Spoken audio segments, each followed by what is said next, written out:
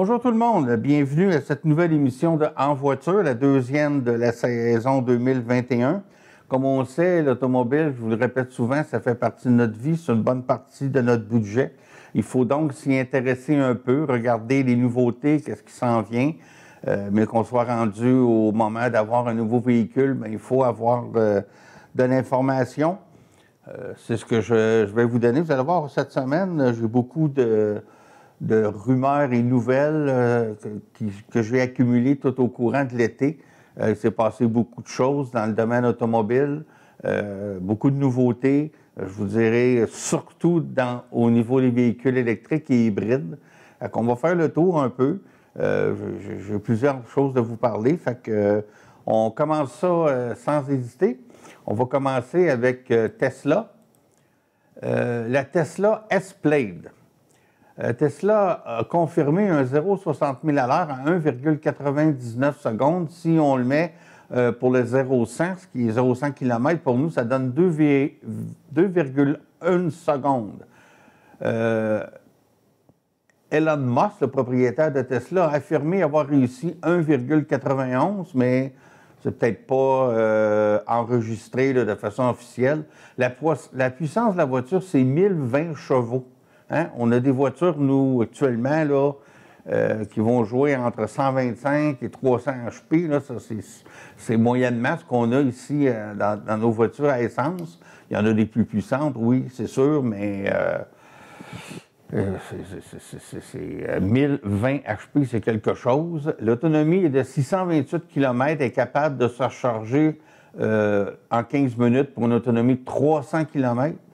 Il y a un système audio 22 haut-parleurs, un écran de 17 pouces. Vous avez une photo ici là, de l'intérieur avec le petit volant là, qui est quand même pas un volant rond conventionnel. Je peux vous dire, par contre, j'ai lu que EPA, les normes automobiles américaines, évaluaient si ce volant-là était sécuritaire, mais j'ai pas eu de nouvelles, donc probablement que ça a été accepté. Contrairement à la configuration standard à double moteur, les voitures Plaid sont équipées d'un total de 3 moteurs électriques. Un à l'avant pour l'essieu avant et 2 à l'arrière pour les roues arrière. Avec un système de vectorisation de coupe, la puissance totale du système, comme je vous le disais tantôt, c'est 1020. Donc, il y a 3 moteurs sur ce véhicule-là, chaque roue arrière plus les roues avant.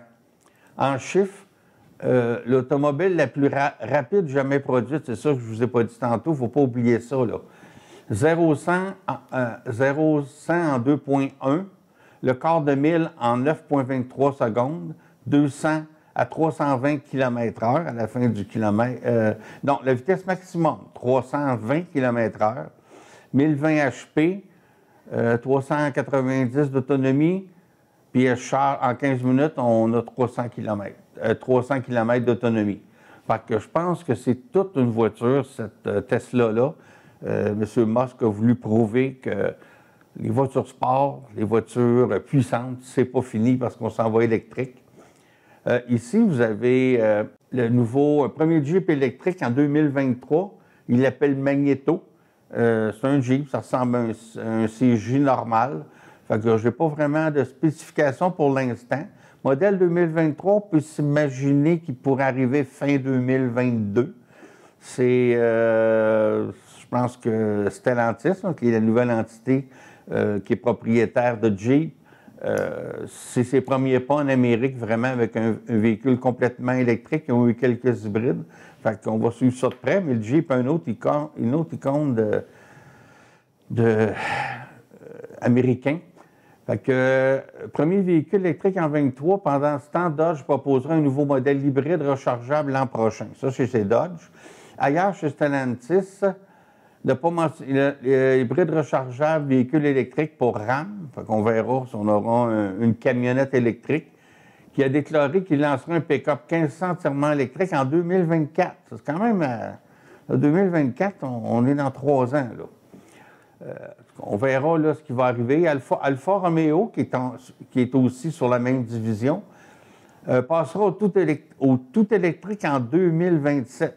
Ça, c'est là, on dit oui, c'est loin, c'est dans 6 ans, mais Tout électrique, plus de moteur à échange chez Alfa Romeo en 27.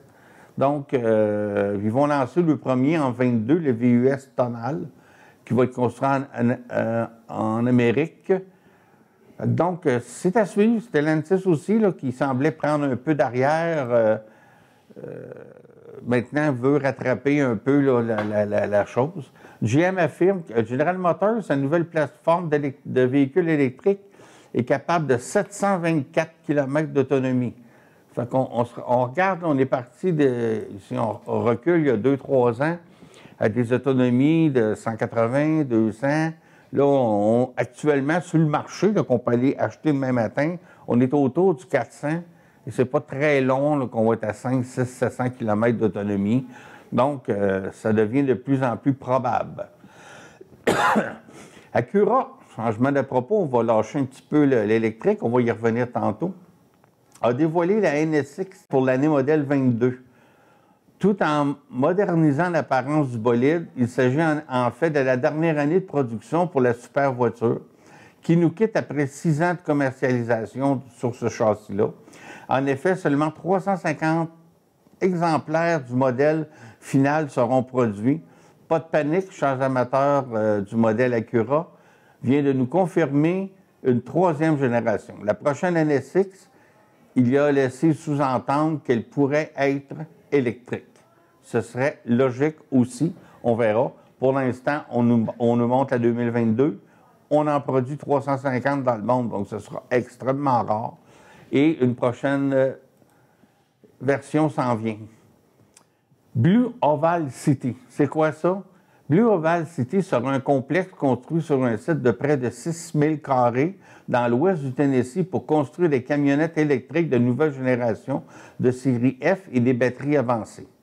Ford, c'est Ford, Blue Oval, c'est Ford évidemment, prévoit investir plus de 11 milliards de dollars pour déployer cette nouvelle capacité de production, employer 11 000 personnes, 6 000 directement à Blue Oval et 5 000 dans les 2 usines de batteries du Kentucky. Oh, je pense que Ford prend le tournant électrique vraiment au sérieux. Je vous montre ici une photo du F-150 Lightning électrique qui a été présenté en début d'été. Il sera disponible début 2022, peut-être au Canada mi-2022. Fait à noter particulier, si les moteurs électriques là, sont disposés autrement, on va regarder dans la prochaine diapositive, mais ça libère complètement l'avant du véhicule qui devient un coffre, un très grand coffre. Donc, c'est vraiment intéressant. Si on voit l'intérieur aussi, très moderne, grand écran, tout est digital. Sous la carrosserie se cache une mécanique entièrement repensée. Au cœur de cette révolution technologique se trouve une batterie lithium-ion refroidie par liquide. Parce qu'on sait, il faut refroidir les batteries lithium-ion, car ça chauffe un peu. Il faut les refroidir. Les batteries sont disponibles en 2 tailles et disposées entre les longerons du châssis. Il faut rappeler qu'une camionnette, ça a ce qu'on appelle un châssis à échelle. La batterie en autonomie standard propose une autonomie de 370 km, alors que la batterie autonomie prolongée, on parle de 483. Chacune des 2 batteries finira nécessaire pour alimenter 2 moteurs électriques, un à l'avant et l'autre à l'arrière. Évidemment, c'est un 4x4.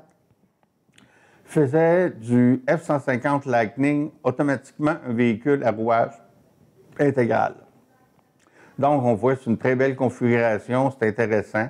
Il faudra voir la capacité de charge, la capacité, par exemple, d'autonomie lorsqu'on aura une charge, lorsqu'on va tirer une remorque ou en conditions hivernales, ça pourrait baisser. Là. Ça fait que ça, pour nous autres au Québec, c'est vraiment à regarder. Mais je pense que Ford va avoir tout un succès avec ce véhicule-là. Une autre particularité du Lightning, quand vous êtes chez vous, vous êtes branché en mode recharge, on a une panne électrique. Le système le détecte automatiquement et ça renverse les choses. Ça veut dire que c'est la batterie du camion qui va alimenter votre résidence. On parlait de plus de 24 heures possibles pour alimenter votre maison. Là. Mais il faut toujours voir là, si c'est au Québec puis il fait moins 30, puis tu veux chauffer électrique, on verra. Là. mais il s'agit comme en toute panne électrique ou quand on prend une génératrice, on diminue drastiquement notre consommation. Fait que dans le fond, cette camionnette-là pourrait devenir une batterie de secours pour la maison, et ça sans vraiment faire d'autres modifications électriques, là, voir comment que ça va marcher. Fait que c'est très, très intéressant. C'est l'avenir. Par contre, on va rester dans le domaine de la camionnette. RAM a dévoilé le camion le plus cher de l'histoire. Un RAM 1500 TRX, édition allumage 2022, affiché à 125 075 $ plus les frais de transport et préparation de 2 795 pour un total de 127 870. Il va être en vente cet automne. Il sera disponible chez nous à seulement 100 exemplaires pour le Canada. Fait que si vous en voulez une, dépêchez-vous. Comme le nom l'indique, ce camion est très puissant et rugissant. RAM 1500 TRX dont le moteur V8 L4 surcompressé de 6,2 litres génère 702 HP, un couple de 650 livres-pieds et comprend d'emblée le groupe d'équipement TRX niveau 2 qui inclut près d'une quarantaine d'options. Donc, évidemment, ce camion-là est fardé d'options. Ça doit être vraiment très beau à l'intérieur. Mais à 127 870, ça, c'est plus les taxes. C'est 125 870 frais de préparation, livraison. Mais là, il faut ajouter les taxes. Ça fait un camion assez dispendieux. Puis il y a une taxe spéciale pour les V8 aussi. Fait qu'on voit l'intérieur aussi, est vraiment, vraiment beau. Les camionnettes aujourd'hui, hein, c'est de vraies petites voitures de luxe. Ah, une petite chose un petit peu spéciale que j'ai trouvée cette semaine. Savez-vous que les pneus translucides et lumineux ont existé? Les pneus de nos voitures ont une longue histoire. Ils existent en différentes tailles, différentes formes. Mais savez-vous que le pneu lumineux et coloré ont existé? Pour les découvrir, il faut remonter le temps jusque dans les années 60. À cette époque, c'est Goodyear qui a eu cette merveilleuse idée. Merveilleuse, on peut en discuter. En plus de pouvoir être éclairés au moyen de 18 ampoules placées au centre de la roue, ces pneus translucides pouvaient être teintés de diverses couleurs. Dès que le conducteur peut changer de ses pneus en fonction de son humeur. Peut-être qu'il les laissera noirs pareil des fois. Hein? Pour ce faire, les ingénieurs de l'époque ont travaillé sur des pneus en néothane qui avaient la propriété d'être translucides. D'après Goodyear, outre leur aspect esthétique, ces pneumatiques s'inscrivaient dans le cadre d'une étude sur la possibilité de créer des pneus qui pourraient aider à améliorer la visibilité en mauvais temps. Une belle grosse théorie, ça n'a jamais dépassé le stade du prototype. Là. Ça n'a pas été en production, mais bon, c'est comme ça. C'est des choses un peu spéciales qu'on se demande comment ça qu'on a même poussé l'idée à le développer, mais des fois, c'est des choses comme ça qui vont apporter des nouvelles avenues. On le sait, le marché de l'automobile est chaviré durant la pandémie et se fait sentir dans les prix des véhicules usagés. La hausse du prix moyen dans ce marché depuis le début de l'année a augmenté de plus de 10 % au Canada et on se dit que ça va probablement finir par rentrer dans l'ordre, mais les experts disent que ça va prendre pas mal de temps avant que ça arrive. Je parlais avec un de mes copains hier soir, son frère est vendeur d'automobiles chez Chrysler, là, chez RAM, et il a racheté une camionnette de 2 ans. Il a donné plus cher pour la camionnette que ce que le consommateur l'avait payé il y a 2 ans. C'est incroyable, mais on en est là. Donc, 10 % c'est la moyenne. Il y a certains types de véhicules que ça a augmenté beaucoup plus que ça. Le secteur nord-américain du véhicule d'occasion compte un inventaire en ce moment, même où on trouve 1,4 à 2,5 millions de véhicules à vendre en moins que qu'avant la pandémie 2019-2020. C'est 1,4 à 2,5 millions de voitures en moins sur le marché. Donc, l'offre et la demande qui jouent son rôle. Il y a évidemment un lien direct avec le nombre de véhicules neufs en inventaire et la disponibilité de véhicules d'occasion. En ce moment, comme les constructeurs ont de la misère à se procurer plusieurs composantes, dont les fameuses puces électroniques qu'on a parlé la semaine dernière, on s'attend à un manque de véhicules neufs qui pourrait s'étirer jusqu'à la fin de 2022 au bas mot. À partir de là, la firme JD Power qui a analysé la situation, calcule qu'il faudra attendre encore 18-24 mois, là, ça c'est 2 ans, là, pour que le marché de l'occasion se stabilise et qu'on commence à avoir des inventaires mieux garnis. Un rapide calcul permet de déduire que ce ne sera pas avant 2024 que le marché de l'occasion va ralentir. Entre-temps, bien, les prix vont continuer à rester élevés. Maintenant, je vais vous parler de General Motors qui a fait une annonce pour son usine CAMI à Ingersoll, en Ontario. Ils vont commencer à produire les premiers exemplaires du Bright Drop EV600 en novembre 2022, mais ce n'est qu'un début. Ça, c'est dans un an d'ici. La nouvelle marque de fourgon électrique de GM aura un deuxième modèle, un EV410. Celui-ci verra le jour au même endroit à compter de 2023. De taille plus compacte, Bright Drop EV410 est déjà promis un bel avenir puisque le géant américain des télécommunications Verizon vient de signer pour devenir son premier client. On ignore toutefois le nombre d'exemplaires commandés. Rappelons que le EV600 était pour sa part d'importants contrats avec FedEx, au moins 500 unités, et Merchant Fleet, 12 600 unités. Conçu pour réaliser de multiples déplacements rapides sur de courtes distances en milieu urbain, le EV410 possède, tout comme son grand frère, une autonomie maximale de 400 km selon les estimations du constructeur, affichant une longueur approximative de 6 mètres, un empattement de 3,8 mètres. Ce nouveau fourgon peut se garer dans des espaces de stationnement réguliers, un atout pratique pour les livraisons en ville. En même temps, il revendique un volume de chargement de 410 pieds cubes, soit 11 600 litres. Donc, même au niveau commercial, les fourgons électriques, bien, ça s'en vient. C'est à nos portes, d'ici 1 an ou 2. Ça va arriver. Fait que, ici, on va vous parler des 10 meilleurs moteurs de 2021 selon Wards Auto. On va commencer.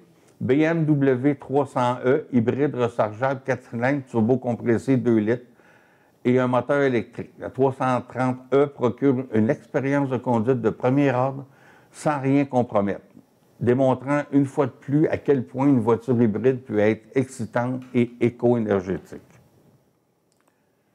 La Chevrolet Trailblazer, 3 cylindres, turbo-compressé, 1,3 litres. Ce moteur figure sur la liste grâce à sa technologie, son couple, mélangé à un design compact, mais ce qui est surtout impressionnant, c'est le ratio de 116 chevaux par litre, meilleur qu'une Corvette V8 Stingray. C'est que pour sa grosseur, on a 116 chevaux par litre. C'est quand même impressionnant. Par contre, il fait partie des meilleurs moteurs au monde, donc, sur la liste de 10 moteurs.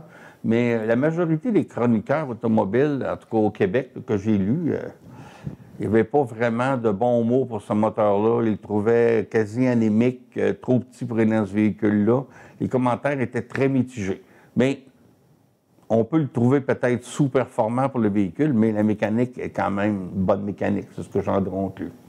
Le Ford F-150 Powerboat, un hybride V6 turbo-compressé de 3,5 litres, et un moteur électrique. Le système PowerBoost détruit tous les stéréotypes à l'égard des hybrides et devient le summum du F-150.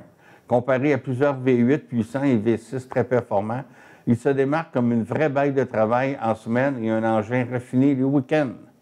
Donc, en attendant les versions électriques du F-150, on a quand même un hybride. Ford Mustang Mach-E, électrique à batterie, 1 ou 2 moteurs électriques. Allez-y, écrasez l'accélérateur, vous serez content d'avoir un appui-tête pour ne pas vous briser le cou. L'expérience de conduite est grisante et on ne brûle pas une goutte d'essence. Donc, dans les meilleurs moteurs de 2021, on figure une configuration électrique chez la Mustang. La même chose ici, la Hyundai Kona électrique à batterie, un moteur électrique élu pour une 3e année de suite. Kona offre l'un des meilleures autonomies parmi tous les véhicules électriques sur le marché. Et il est facile de les tirer. Avec ses 290 livres de couple, l'accélération est rapide en mode normal ou éco. Même la pédale à moitié enfoncée. En mode sport, ça devient tout un spectacle quand on appuie à fond. Effectivement, si vous n'avez pas eu la chance de conduire un véhicule électrique, là, Même les véhicules électriques qui ne sont pas les super bolides nécessairement, l'accélération d'un moteur électrique, c'est impressionnant. Le couple est disponible au premier tour de RPM et c'est vraiment performant. C'est pas... c'est surprenant, il faut l'essayer. Si vous avez la chance d'essayer ça. Hyundai Santa Fe 4 cylindres turbo-compressé de 2,5 litres. Le moteur turbo de 277 chevaux du constructeur coréen nous rappelle à quel point les moteurs à combustion interne dernier cri peuvent être satisfaisants. Il impressionne sa vitesse, son refinement et son rapport qualité-prix.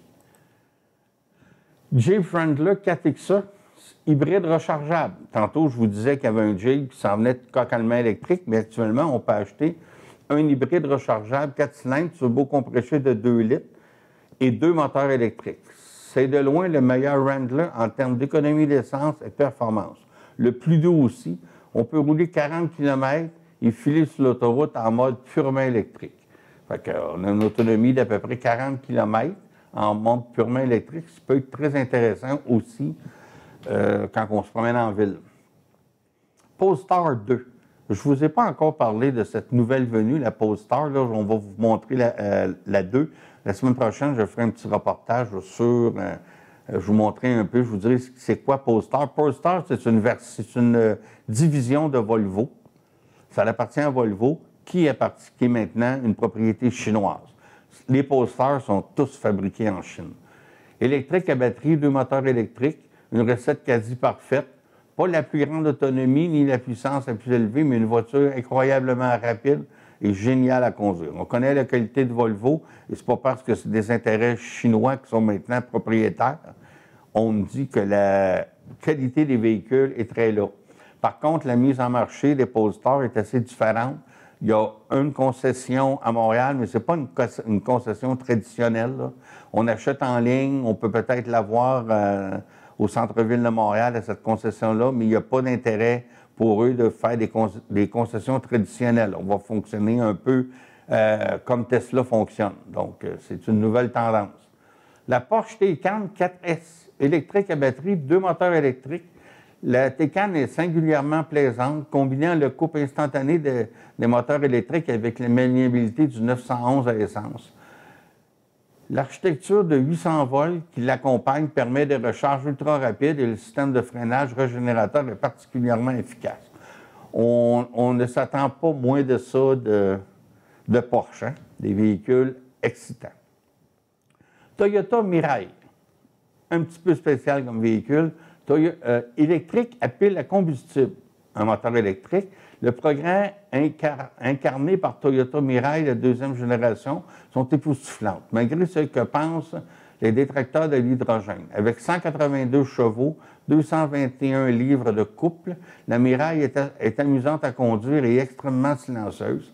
C'est-à-dire que son autonomie, plus de 640 km, est supérieure à presque tous les véhicules électriques à batterie. Bon, l'hydrogène, c'est autre chose. Il y en a très peu dans l'automobile, dans un modèle. Par contre, ça semble vouloir se dégager l'hydrogène pour le transport de marchandises. Camion à hydrogène avec des recharges, ça semble être la tendance, mais encore là, c'est un peu nouveau. On ne sait pas trop, là, mais on verra. Je termine avec Tesla. Je vais vous lire un petit texte, là. Tesla, là, les puces électroniques, ça ne semble pas vraiment les atteindre, hein? Il semble que la crise de puces électroniques n'affecte pas tellement la production chez Tesla.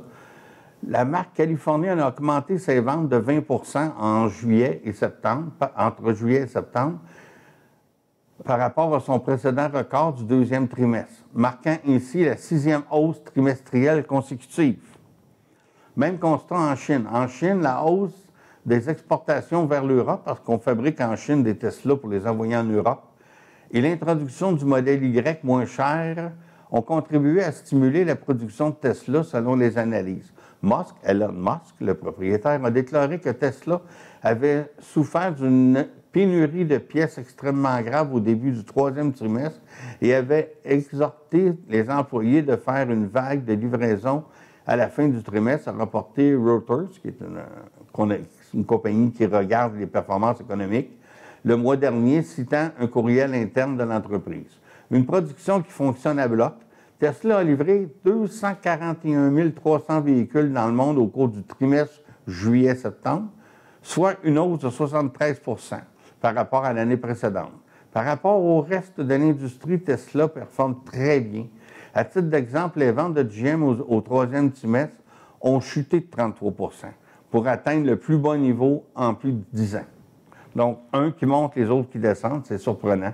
Surtout les modèles 3 et Y, Tesla a déclaré avoir livré 232 025 de ses véhicules compacts modèle 3, de ses véhicules utilitaires modèle Y 9 275 et son modèle fort, le modèle S et les modèles X, clients au cours du trimestre, avec des enregistrements de Reuters. Encore là, c'est les chiffres qui viennent de cette compagnie-là.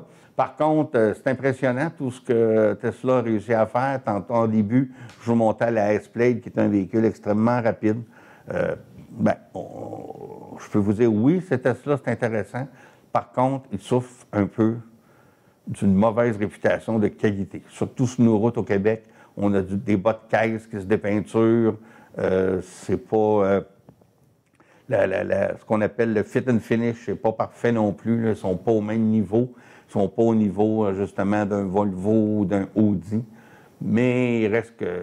Ils vendent quand même beaucoup de voitures. Le prix de l'essence. Le prix moyen à la pompe est inférieur au prix réaliste à 1,379 cette semaine, puis le prix réaliste à 1,386. C'est quand même très près. Pour 4 véhicules de différentes catégories, CAA Québec a calculé ce que pourrait représenter une hausse de 2, 4 ou 6 sous du prix de l'essence pour un automobiliste parcourant 15 000 km par année, à partir d'un prix de 1,379 cents le litre. Le coût supplémentaire annuel pour une augmentation de 2 sous serait de 22,49 pour un véhicule compact et d'une hausse de 2 cents, 116 $ pour une camionnette pleine grandeur, devant une hausse de 6 sous. Donc, on peut voir, ça dépend de notre consommation, mais ça peut augmenter beaucoup. Je vais vous donner les pires routes au Québec qui ont été répertoriées par CAA. Chemin de la Grande Ligne à Carignan, à Montérégie. Ferry Ramp, Matane. Ça doit être, imagine, la route qui nous mène au Traversier à Matane, dans le Bas-Saint-Laurent. Chemin du 3e rang du Bic à Rimouski, Bas-Saint-Laurent toujours. Rue Maine à Hudson, Montérégie. Rue Seigneuriale, Capitale-Nationale. Chemin du lac Héroux, Saint-Boniface, en Mauricie. Boulevard de Lormière, Québec, Capitale-Nationale. Boulevard Jean-Talon-Ouest, Capitale-Nationale. Route 257, Ascoston en Estrie. Ça, c'est pas loin de chez nous. OK, c'est ça. Mais oui, il y a des routes encore qui sont en mauvaise condition, mais je pense qu'avoir des travaux qui est un peu partout, ça s'améliore tranquillement. Donc, il faut continuer à être patient pour retrouver des belles routes éventuellement. Mais moi, personnellement, de ce que j'ai vu, ça s'est beaucoup amélioré, mais il ne faut pas lâcher. C'est tout pour cette semaine. J'espère que ça vous a plu. Profitez de la semaine qui s'en vient, du week-end qui s'en vient, parce que là, les couleurs, en tout cas en Estrie puis dans plusieurs régions, sont au summum. Il faut vraiment en profiter, aller voir ça. C'est très beau, là, on nous annonce des journées bien ensoleillées d'ici la fin de la semaine et le week-end aussi. Donc, allez voir ça, promenez-vous en auto et soyez prudents. À la semaine prochaine.